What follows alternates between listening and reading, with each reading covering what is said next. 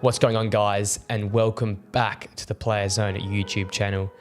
This video is going to be a bit of a different one. We're taking a short deep dive into the Chelsea transfer strategy since the new ownership behind Todd Boehly's gone on at the club. We've seen the ups, we've seen the downs, and right now there seems to be some good vibes at the club, some solid improvement. So in this video, I'll be taking a look at how the club's transfer strategy has changed. Is it for the better now, the way they're going about it, and I guess the goals of the future for Chelsea, and if this transfer strategy is really going to be sustainable in the future. Let's get straight into it.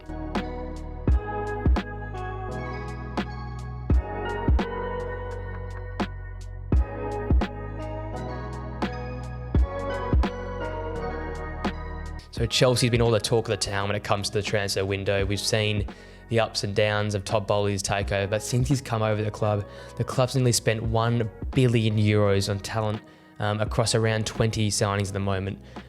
This transfer window spent over €300 million at around €323 million in the likes of Nicholas Jackson, Caicedo, Nkunku, Disasi, and many more. This is just a few of the names that have been joining the club. And then you look at last season, where I guess all the drama, where all the chaos happened.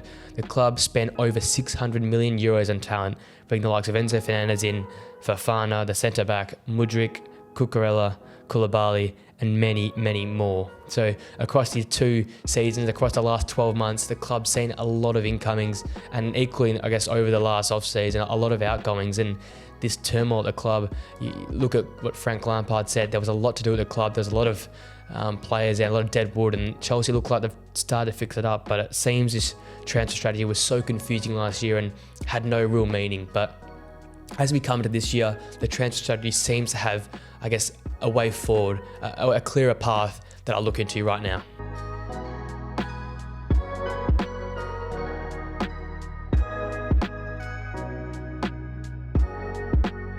Now, the transfer strategy for Chelsea was really hard to tell last year. You had the signings of Koulibaly, who's a more experienced, ready to win now sort of signing. Then you see the likes of Mykhailo Mudryk, who came in for around 70 to 80 million euros, who were really young and barely played professional football. They got limited games.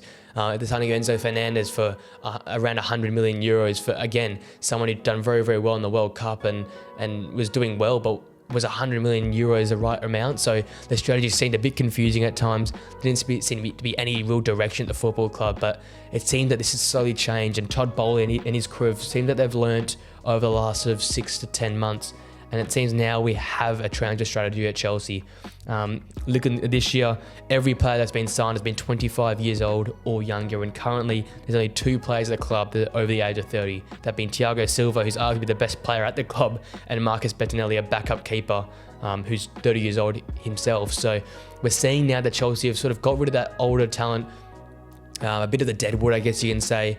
The likes of Aubameyang, N'Golo Kante, Cesar Azpilicueta, Edouard Mendy, and others that I guess were not in the plans, were aging, and it seems that now they're building a squad set around young players. We look at Reece James, the captain, who's only 23 years old. We've seen Pochettino use the likes of Maatsen, Colwill, Chukwuemeka, who are all 20 years or younger that's currently, and they seem to be the way of the future. They seem the way the club's moving currently at the moment in time. They're going with younger talent. That's what the transfer strategy seems to be this summer, and I think it's a way forward for Chelsea, and it actually makes sense. We look at last year, it didn't make much sense at all. It was just money here, money there, and you see that €600 million amount they spent last summer. That could have been avoided if they had a clear transfer strategy, and it seems that Todd Boehly and co have finally hit the pin.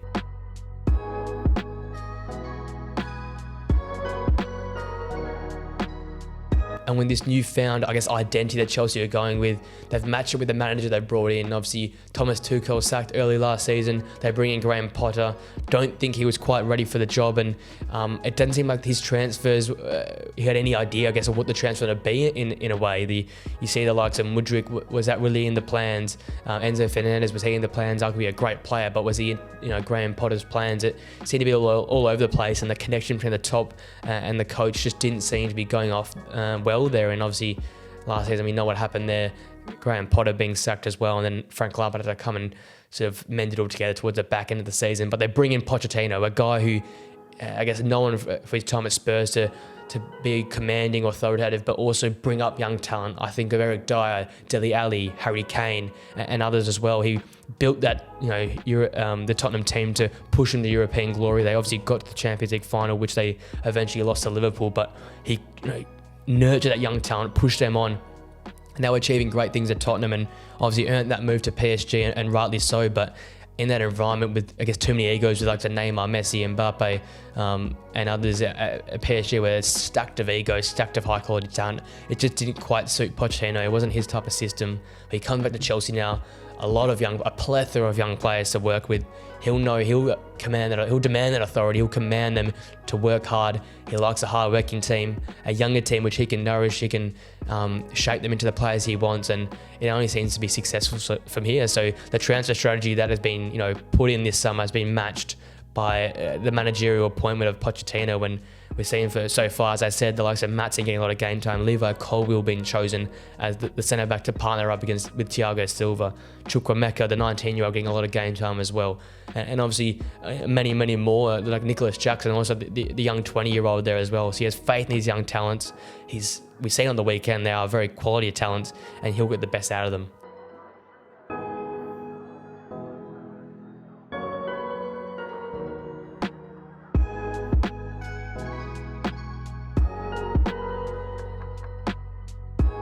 However, there's a problem with the transfer strategy Chelsea currently have.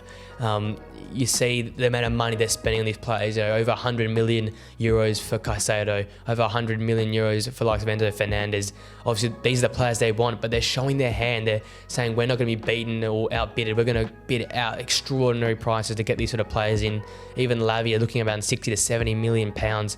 They're extraordinary amounts of money on these players. And as I said, they're sort of showing their hand. It's showing up, I guess, a power from Chelsea, but we also see in the last few years, like Ed Woodward at Manchester United, that once that precedent's set that you overpay for players, teams and will constantly up players' prices to extraordinary amounts that are ridiculous at some times. And I think we're just seeing the end of that era at Manchester United where they overpay for players, and you see how much impact it has on the club because the players are then under so much pressure with a massive price tag.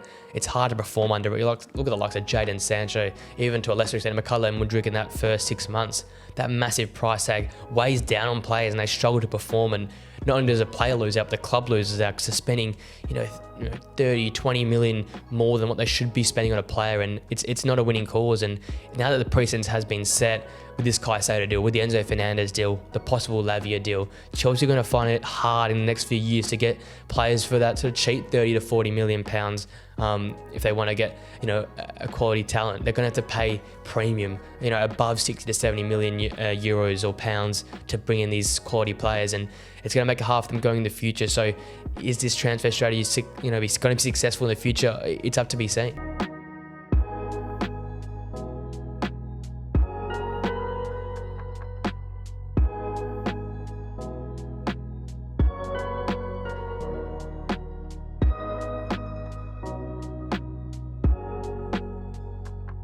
And building on this point, I guess I'm coming from a point where, is this sort of strategy successful? Because what it looks like is Todd Boehly and co are trying to buy all these young players to always have them there for the future, let them sit there, signing these massive 8-9 year deals to try and avoid financial fair play. Obviously, that's allowed in the Premier League, but in the Champions League, you can't have players over, I think, 5 or 6 year deals. So if they do, and hopefully they do make Europe next year, what happens then? How are they going to loophole around this? They're in a bit of trouble going forward. And I think they're setting up to sit these players here for, like it is, 8 or 9 years, let them play for the club. But to be successful, you have to always upgrade, to always improve the squad. If a new talent comes out of nowhere, Chelsea want to be after them. But if you're spending all this money now, is the plan for Todd Boehly and coach to sit there and have these talents sit there for the next 5 to 6 years?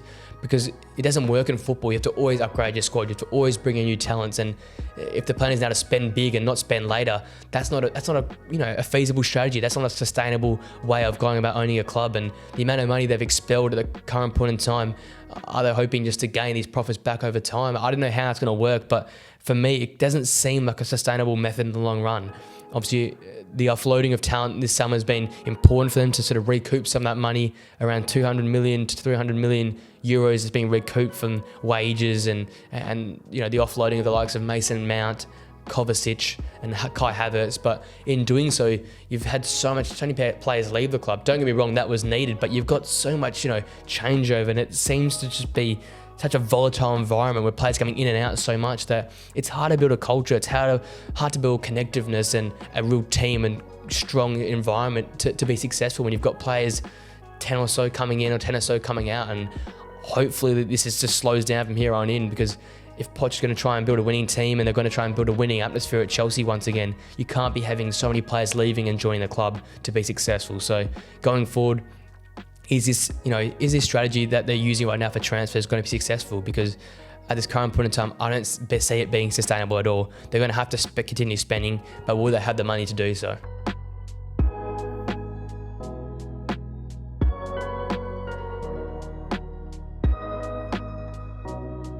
But looking at the positive currently right now for Chelsea, it's there to be seen. They had some emptiness, some holes in their midfield. They go and get Caicedo. Now they're in the mix for Lavia, and looking like Lavia wants to come to Chelsea. They've gone and put an initial bid in for Elise, or showing interest in Elise. That sort of helps that forward talent. Like, they've gone and filled in gaps which they need to fill in, which is very, very impressive. And on the positive side of things, that they're building a really, really nice young squad, and a squad of really, really impressive Premier League proved talents. We look at Caicedo, Premier League proved. You look at the likes of Elise, Premier League proved, and also Lavia now also Premier League proved. It's not going out there and spending 70 million euros plus on Mykhailo Mudryk, who hasn't quite proved himself on the big stage yet, or putting a lot of pressure on a young Enzo Fernandez to lead a midfield at a young age. Like, that's just not fair on these sort of younger players. And I think they're making some right decisions now. Obviously, that really young squad, they're keeping to that with these signings. They've filled in that midfield lack of depth with the signing of Lavia and Caicedo to fill in that deep holding role. You get Elise to put more, quality in that front half of the pitch, where they've struggled over the last 12 months. The lack of a forward option. Nicholas Jackson's come in there to replace Kai Havertz. So right moves are being made. I think Pochettino has a bit more of an impact on this. Obviously, I said earlier in the video, I don't think the likes of Potter had any real impact or say in the signings that happened last season, but it looks like Pochettino is having a bit more involvement. The club's obviously knows their direction. They want to go that young direction. Pochettino's probably had a word in these transfers, because all these players are quality players. We saw Nicholas Jackson, how good he looked in the summer series and in the first game against Liverpool. We know how good Elise is. We've seen that obviously in match week 1 in the Premier League. And also Lavia was a standout for Southampton last year, who heavily underperformed. So it's talking, I guess, positively and successfully. This summer has been very, very good for Chelsea, and they're moving in the right direction.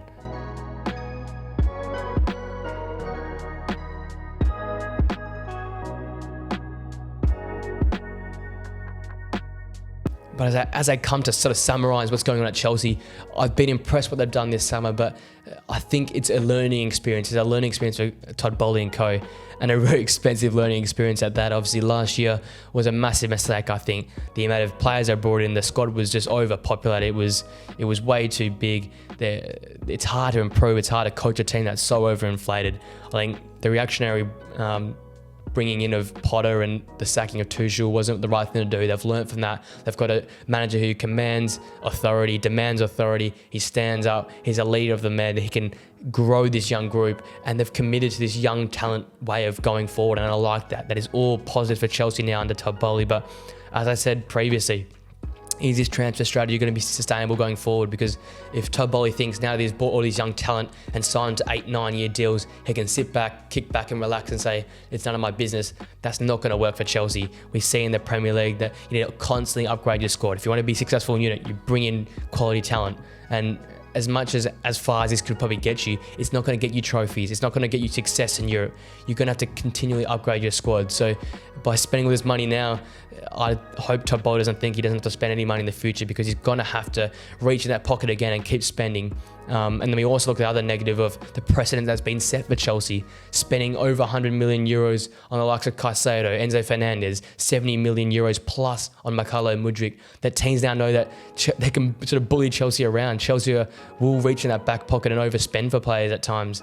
I'm not saying these players aren't worth that sort of money, but when you're spending that much on these young players, teams in the future will be saying, well, we want 70 million euros for a player that's probably only worth 40 million euros. So they're going to be stuck for a period of time, but they're going to be overpaying for players. As I said, we saw it with Manchester United in the past, without overspending for players, and it sort of made them stuck, and it made them lose money in the future. And as I said, it puts pressure on young players. Price tags do weigh down on players. We've seen that with likes of Jadon Sancho, Mykhailo Mudryk, that struggle under all that pressure. So that's the negatives of the system. But in all that being all, it's been a great start to the season for Chelsea. I think in their pre-season, in their first game against Liverpool, there's quality signs to be seen. But this whole new Todd Boehly ownership, the transfer strategy at Chelsea, it's unclear at the current point in time, but it's clear that Chelsea are learning and moving in the right direction.